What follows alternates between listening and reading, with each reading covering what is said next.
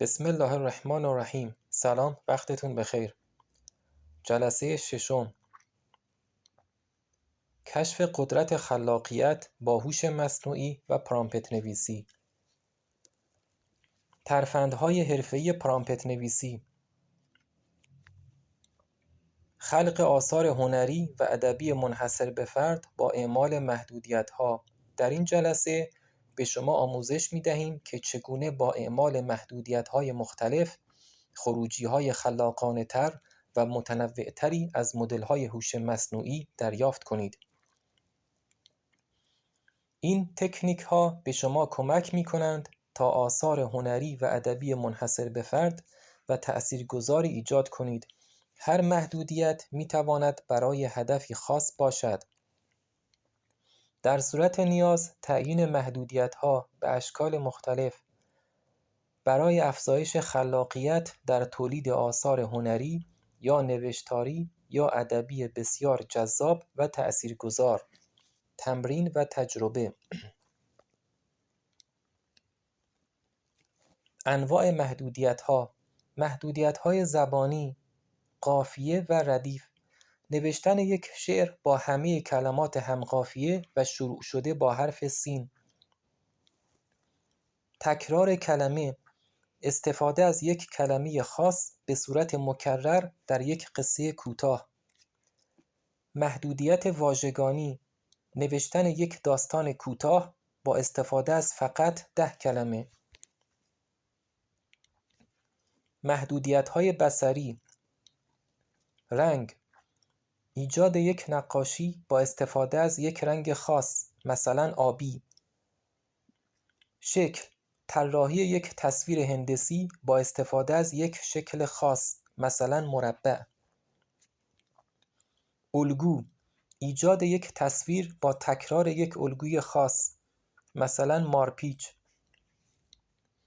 یک عکس فقط با درختان گیلاس، گلهای قرمز و پرندگان نارنجی.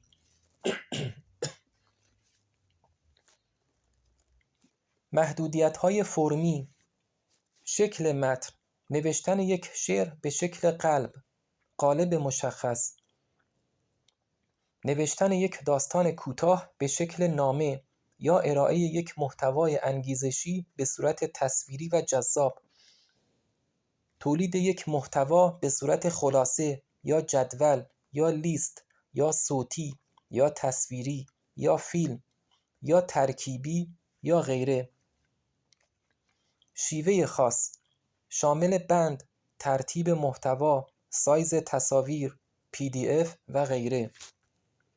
محدودیت‌های زمانی و مکانی، تعیین زمان و مکان وقوع رویداد در یک داستان.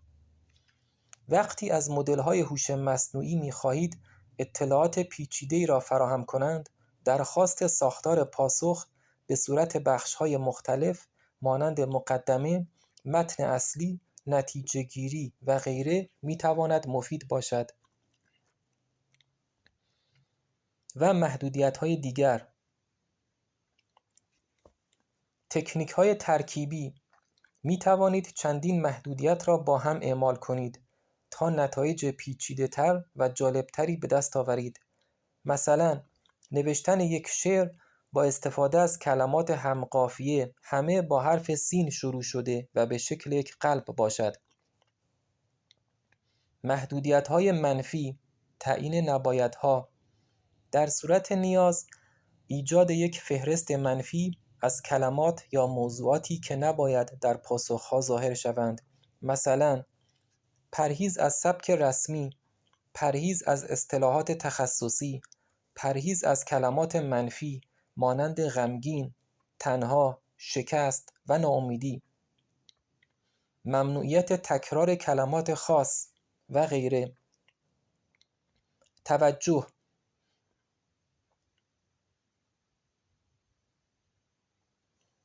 اینها تنها چند نمونه از محدودیت‌هایی هستند که می‌توانید اعمال کنید.